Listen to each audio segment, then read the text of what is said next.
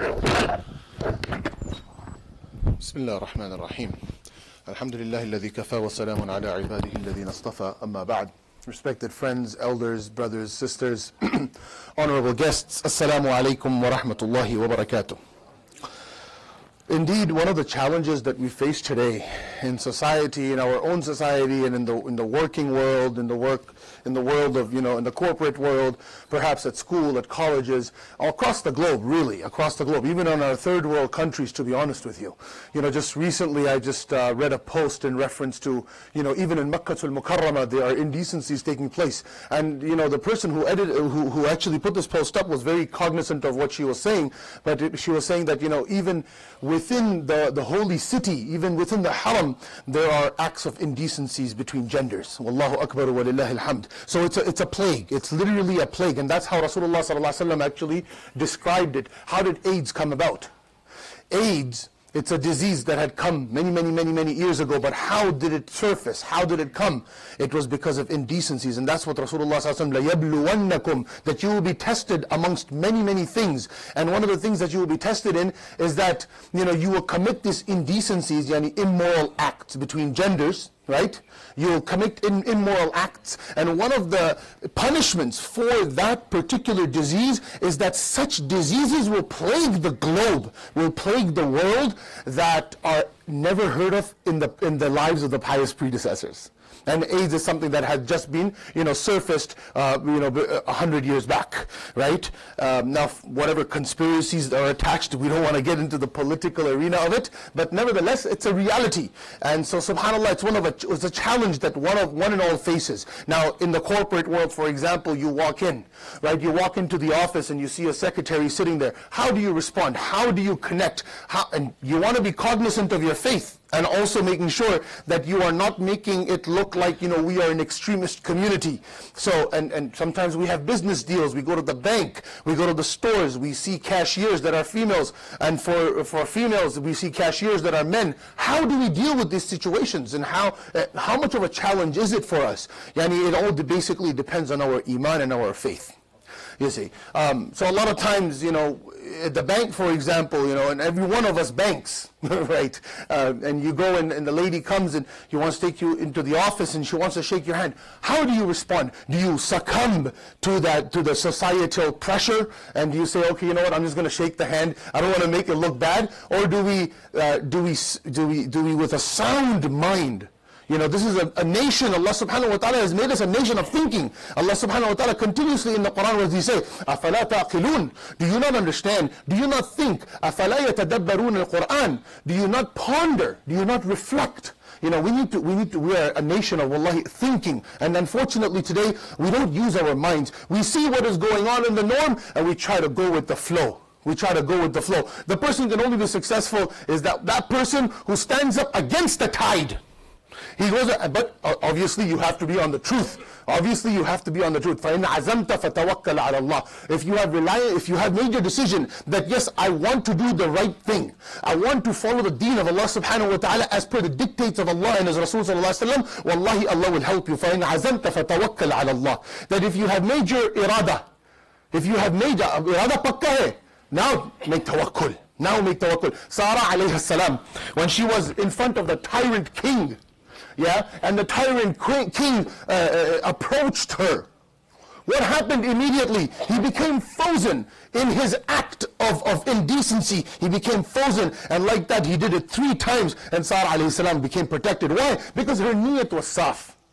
Niyat saf hai to manzil asan hai, tu hi na chahe to bahane hazar hai. So if your niyat is clean, if your intention is clean, that you want to obey the orders of Allah, then يَجْعَلْ لَهُ مَخْرَجًا وَمَنْ يَتَّقِ اللَّهَ يَجْعَلْ لَهُ مَخْرَجًا وَيَرْزُقْهُ مِنْ حَيْثُ لَا يَحْتَسِبْ. That whoever is clean at the heart, and he wants to make right for himself between him and Allah, then Allah subhanahu wa ta'ala uske liye koi na koi tariqe nikalta hai. Allah subhanahu wa ta'ala makes the way for him. Allah secures avenues for him. Allah makes sure that my banda, my slave, is protected accordingly. Hence, Allah subhanahu wa ta'ala mentions in the Quran, وَلَا تَقْرَبُوا الزِّنَا. Right? وَلَا تَقْرَبُوا الزِّنَا إِنَّهُ كَانَ فَاحِشَةً وَسَاءَ سَبِيلًا. And forget about committing adultery or committing that indecent act. Allah subhanahu wa ta'ala does not say that. He says, do not even come close to it. وَلَا تَقْرَبُوا. Won't even come close to it. What to talk about, yeah? Or what to talk about actually perpetrating the act? Do not even think about coming close to it. إِنَّهُ كَانَ فَاحِشًا. Verily, it is an immoral sin. It is an immoral sin. It is not like any other sin. It is an immoral sin. Meaning what? Understand that it is a major sin. It is a what? It is a major sin. And not only that, وَسَاءَ سَبِيلًا, and an evil way. A very evil way. Meaning what? A very terrible way to behave. It's actually a behavior. When you are dealing with the opposite gender, and the reason why I picked this topic, I was thinking of something else in reality, but the reason, obviously days are coming about, next weekend or whatever it is, right? There is that very loud celebration that takes place throughout the world, wherein the economy gets boosted, believe you me, right? It is one of those celebrations wherein it's a Ponzi scheme, as they call it.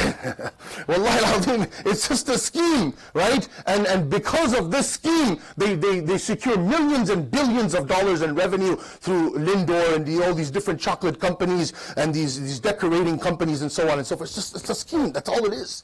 It's a scheme. But it's a scheme by virtue of which insaniyat, humanity, is going into darkness. Is delving into darkness, and we fall for it. We fall for it. Except the only difference is that we go a week later when all the chocolates are 50% off. That's the only difference, right? But the idea, my dear brothers and sisters, that's why we chose this topic, is that how we should be preventing ourselves from these sort of indecencies. How we can create that buffer zone around us. Right? Every person has to stand before Allah subhanahu wa ta'ala and answer to Allah subhanahu wa ta'ala. The idea is, again, right? Once we understand what Allah is talking about in reference to zina and adultery, and not only zina, the actual perpetration of the sin, but the zina of the eye, and the zina of the hand, and the zina of the feet, and the zina of the ears. There is something as such that is mentioned in Bukhari, and it is mentioned in Muslim, and actually in even Abu Dawood. That there are sins that individuals commit, and the zina of the eye is something that is actually true. The reality of the matter is the hadith of the Prophet ﷺ is very, very alarming. And the word I use is very accurate. It's very alarming. Hear me out. Abu Hurairah radiallahu anhu says, لا يزني الزاني حين يزني وهو مؤمن. That an adulterer does not commit adultery, but the fact of the matter is that the iman of him, مش هو مؤمن, يعني his iman is taken out from him. Another hadith of Muslim actually makes mention that when a person commits adultery, then the iman comes out of his heart and hovers over him. And what happens? Hovers over him. Now, the scholars, they delve into this discussion, and they say that zina is something that it is not only committed, like I was mentioning just earlier, by virtue of the actual sin of adultery, but the fact of the matter is that there is something called the zina of the eye. And there is something called the zina of the hand. And in any case, a lot of the scholars agree to the fact that in any of these particular perpetrations, whether it's the zina of the eye, so you are not actually perpetrating the sin in and of itself, but you are looking at something that is unlawful for you.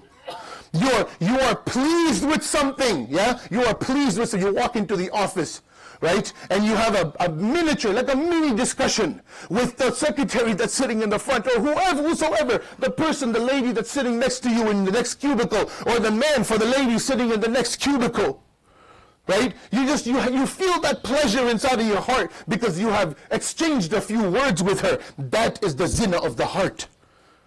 When you feel content, and that is the reason why today in our homes are broken because of that reason. When we are able to step outside into the offices, and when we're able to have a beautiful big smile on our faces at 9 a.m. when we walk into the office, but as soon as we come home at 5 p.m., don't bother me, I had a long day at work.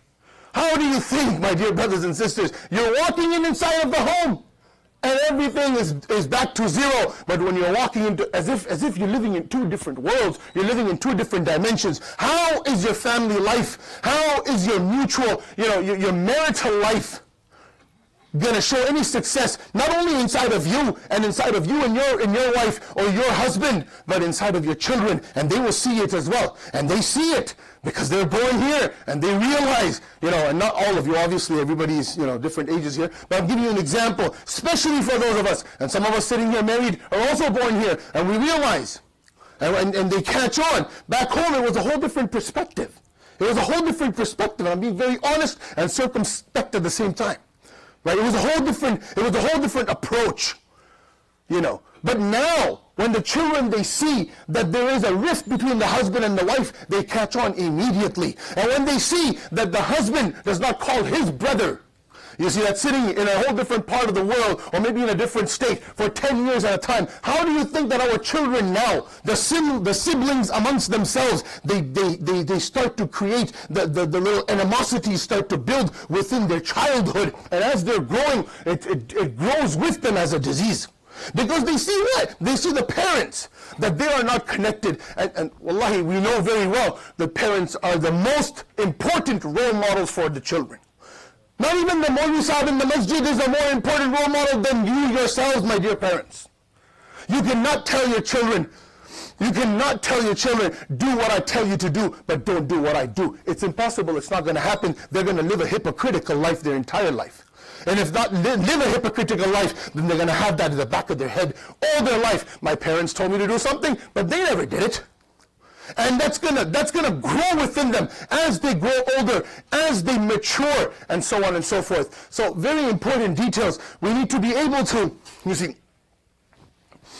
understand and create that relationship and that environment in the home where the children are looking at us and they say, you know what? They are following upon the right, upon the haqq, and I will also follow upon the haqq because I see what I see is correct. What I see is right. They're not telling me to do something they are not doing. Anyways, so a person is not a believer when he is committing zina. And there's two other instances that the Prophet ﷺ said that when a person is in the midst of larceny, yani thieving, yani stealing, then that person his iman is taken out of him. And when a person is consuming wine or alcohol for that matter, then what? Then the iman is extracted from him. In these three conditions, then the iman is extracted from that believer and it hovers over him just like a helicopter or a cloud hovers upon the earth.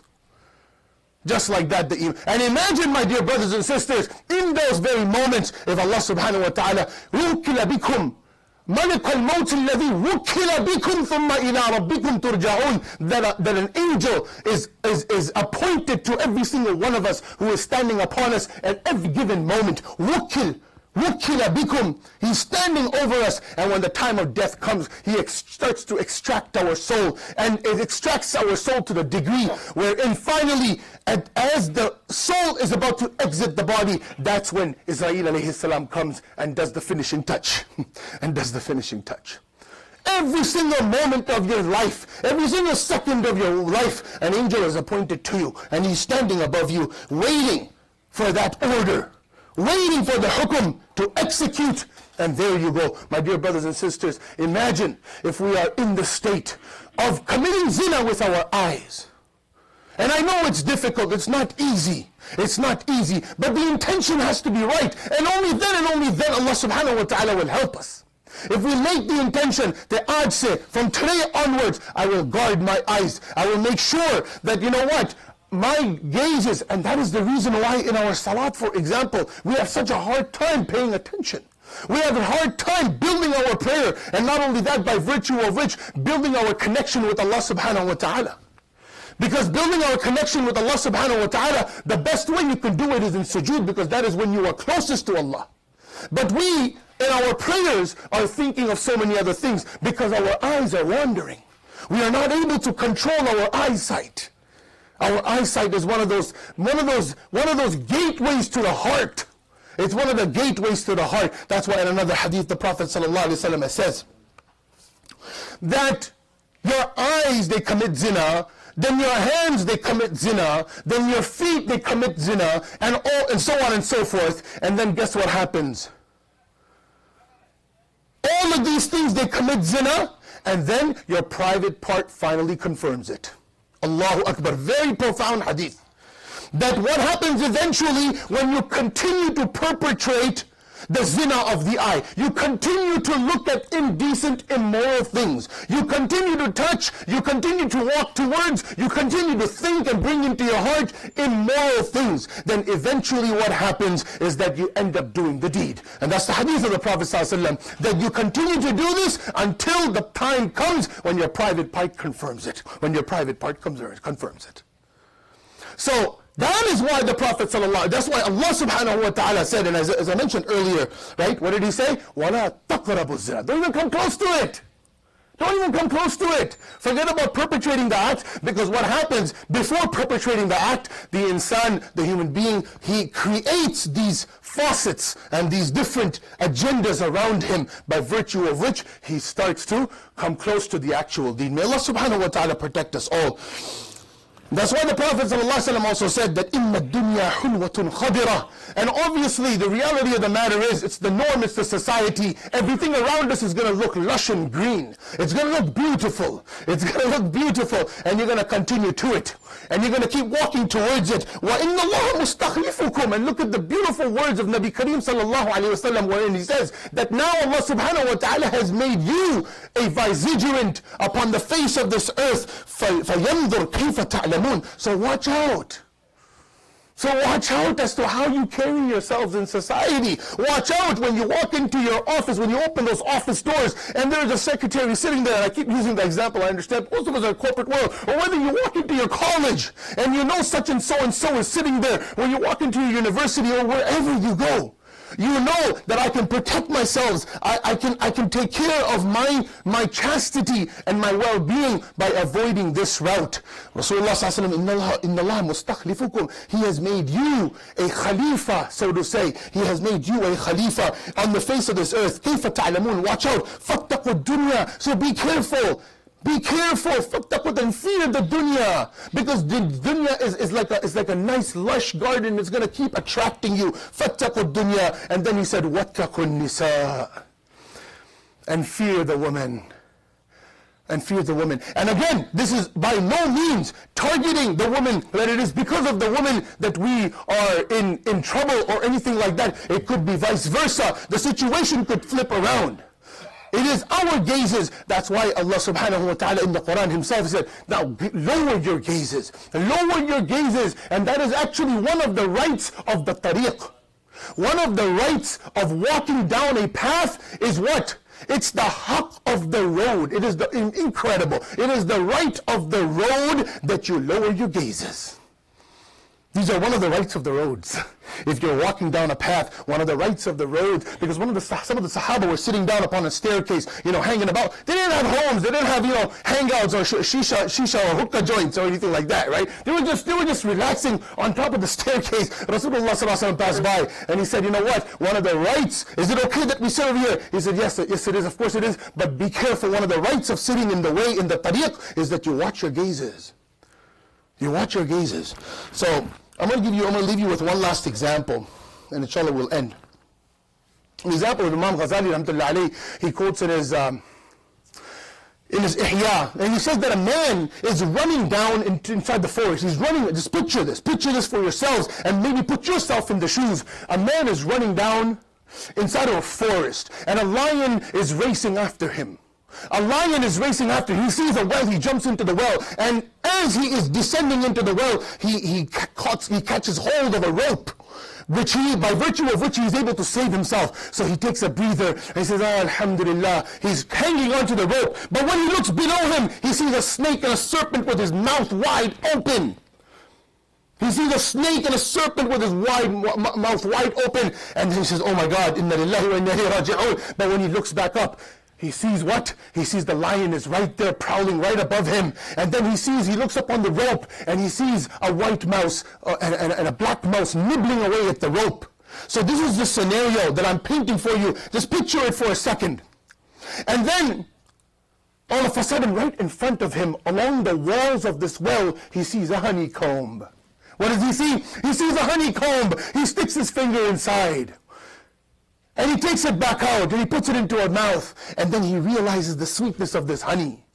Which honey you want to describe in your mind, that's fine. Because this is the example that Imam Ghazali rahmatullah alayhi is given. Right? We see the honey of today and we get distracted. The lion is above us, the serpent is below us, and the rope is being nibbled away by the black mouse and the white mouse. And we see the honey in front of us, but we forget about dunya, we forget about akhirah. Whichever honey you want to put in mind, that's okay. But the example that he gave is the real honey, because he saw a beehive, so he puts it in his mouth and he forgets about everything. Imam Ghazali rahmatullah explains, he goes that the lion above you is your angel of death. Is the angel of death. He's always above you. He's waiting for that order. He's waiting for the order to snatch away your soul. The serpent below you is your grave. Inevitably, you need to go inside of that. And the white mouse and the black mouse is the night and the day, nibbling away at your life. Nibbling away, and we are here stuck with the honey. We are stuck with the honey, enjoying its succulent, sweet taste. Right? Now this honey could be in the form of any dunyawi or any worldly pleasure that comes across you. May Allah subhanahu wa ta'ala inspire us all. Wa akhiru da'wana alhamdulillahi rabbil alameen. Please pray your sunnahs.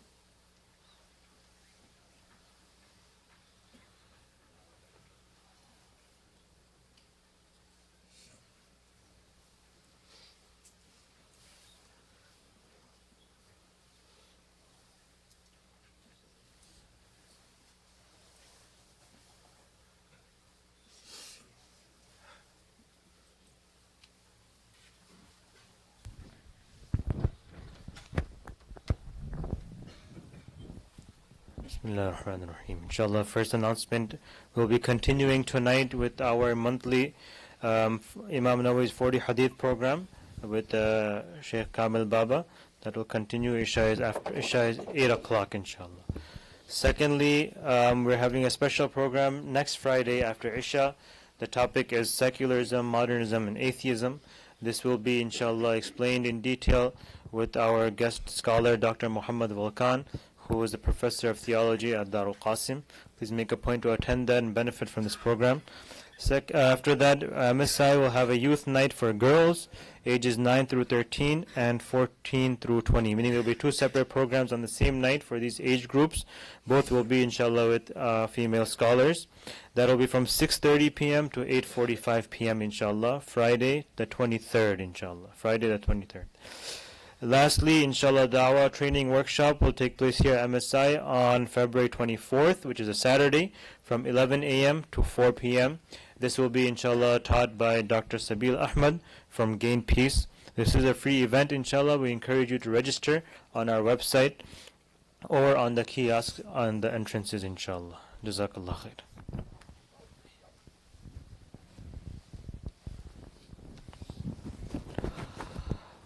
Allahu Akbar, Allahu Akbar, Allahu Akbar, Allahu Akbar.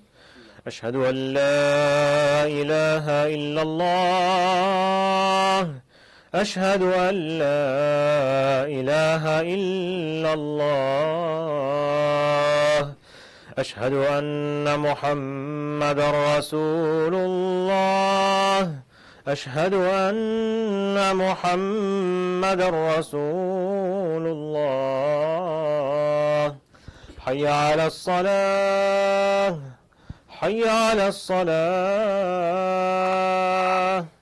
حي على الفلاح حي على الفلاح الله أكبر الله أكبر لا إله إلا الله.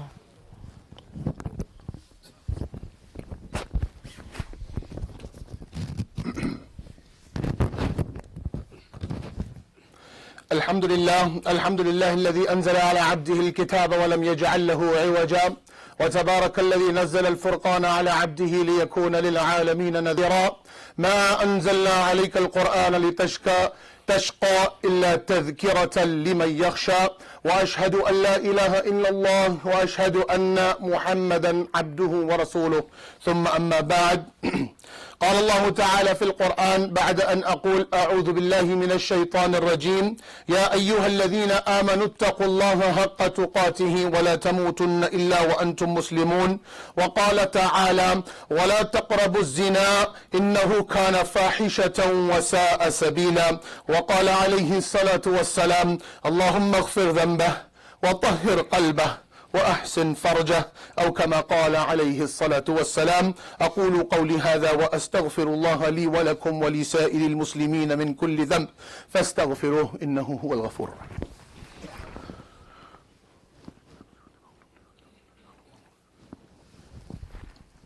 الحمد لله نحمده ونستعينه ونستغفره ونعوذ بالله من شرور أنفسنا ومن سيئات أعمالنا من يهده الله فلا مضل له ومن يضلل فلا هادي له ونشهد أن لا إله إلا الله ونشهد أن محمدا عبده ورسوله.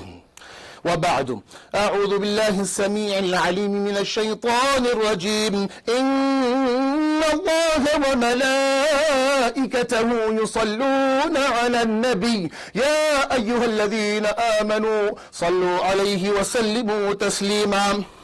اللهم صل على محمد وعلى آل محمد كما صليت على إبراهيم وعلى آل إبراهيم إنك حميد مجيد.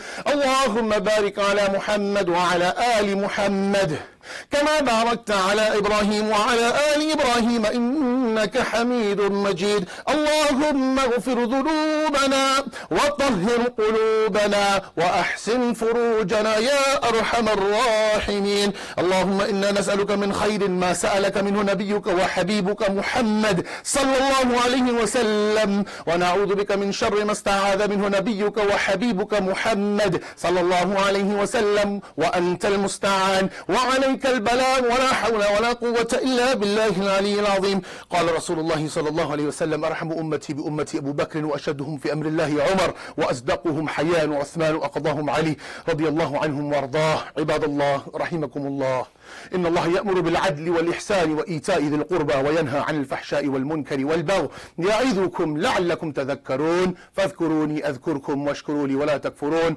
فأقيموا الصلاة.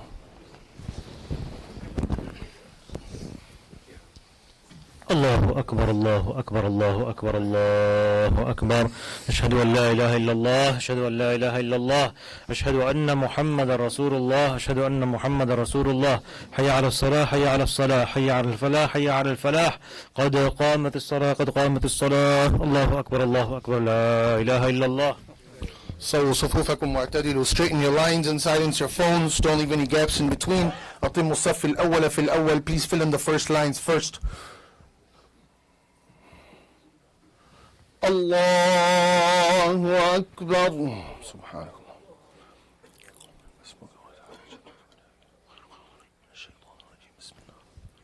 الحمد لله رب العالمين، الرحمن الرحيم، مالك يوم الدين، إياك نعبد وإياك نستعين، اهدنا الصراط المستقيم، صراط الذين أنعمت عليهم غير المغضوب عليهم ولا الضالين.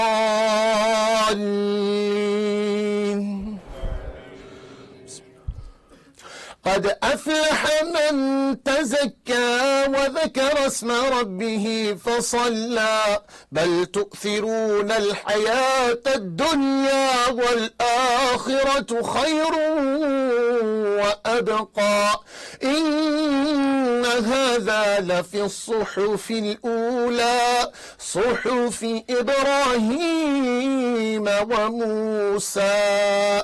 الله أكبر.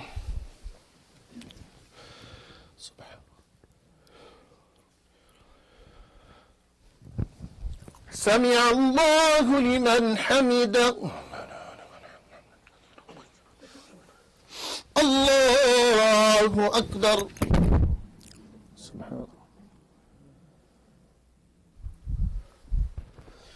الله أكبر. الله أكبر.